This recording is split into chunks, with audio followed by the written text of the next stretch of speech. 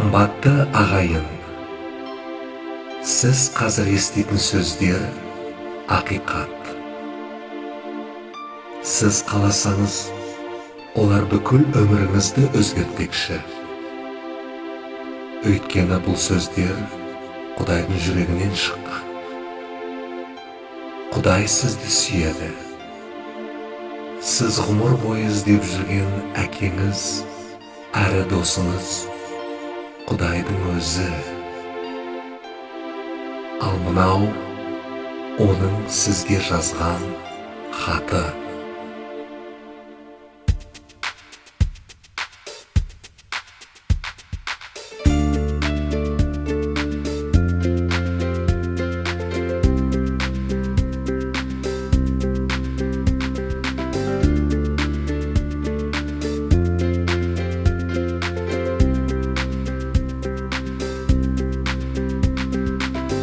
Балам, сен мені білмеуің мүмкін, ал мен сен туралы бәрін білемін.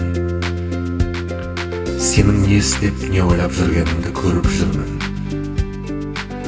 Басыңдағы шаштарыңның саны да маған белгілі. Сені өзіме рухани жағынан ұқсас етіп жараттым. Менің арқамда өмір сүріп, әрекет жасап, тіршілік етіп жүрсің. Мен сені анаңның құрсағында жаратпастан бұрын білген болатынмын. Саған бұйырған күндердің бәрі сен тумастан бұрын кітабымда жазылып тұрған. Тұратын жерлерің мен мерзімдерінің шектерін мен белгілеймін. Сені керемет ғажап тамаша жараттым. Сен туған ана, сүйенішің мен қамқоршың болып жүрмін. Мені білгісі келмейтіндер мен жайлы ақиқатты бұрмалап, өтірік айтып адамдарды адастырып жүр.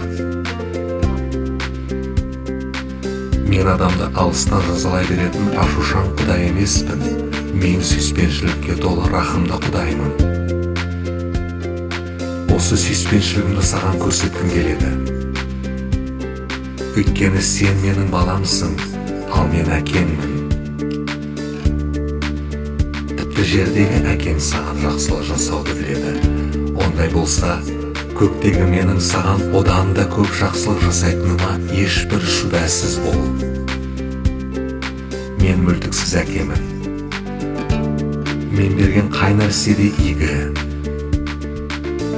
Саған деген ниетім өзіме аян. Саған қасірет емес, амандық пен тыныштық бұйырып, болашақ пен үміт сыйлағым келеді. Сені көп ойлаймын, ойларымның саны өте көп. Санап шықсаң, құм қиыршықтарынан да көп болады. Егер маған шын жүректен бүкіл жан дүниеңмен бет бұрсаң, мені табасың. Мен өзімнің құдіретім арқылы сен сұрағаннан, немесе ойлағаннан әлдеқайда көп нәрселерді істей аламын. Мен сені барлық азаптарында жұбатып, жігерлендіретін әкеңмін. Жүрегің жараланғанда мен саған жақын тұрамын. Бір күні сенің көз жастарыңды сүртіп тастап жұбатамын. Зар еңіреу мен аурулардың бәрін жоямын. Мен сенің әкеңмін. Өзімнің рухани ұлым Исаны қалай сүйсем, сені де солай сүйемін. Иса Мәсіх осы әлемге менің саған қарсы емес екенімді, қайта сені жақтайтынымды көрсету үшін келді. Иса Мәсіх сені менімен татуластырмақшы болып, сенің күнәларың үшін жанын қиды. Исаның өлімі менің саған деген сүйіспеншілігімнің белгісі. Егер Исаның берген сыйын қабылдасаң, онда мені қабылдағаның. Ондай болса, менің сүйіспеншілігімнен сені ешбір нәрсе айыра алмайды. Маған оралсаң, мен көкте үлкен той жасайтын боламын. Мен сенің әкең болып келемін, және әкең болып әрқашан қала беремін. Ал саған қояр сұрағым: менің балам боласың ба? Мен сені күтемін.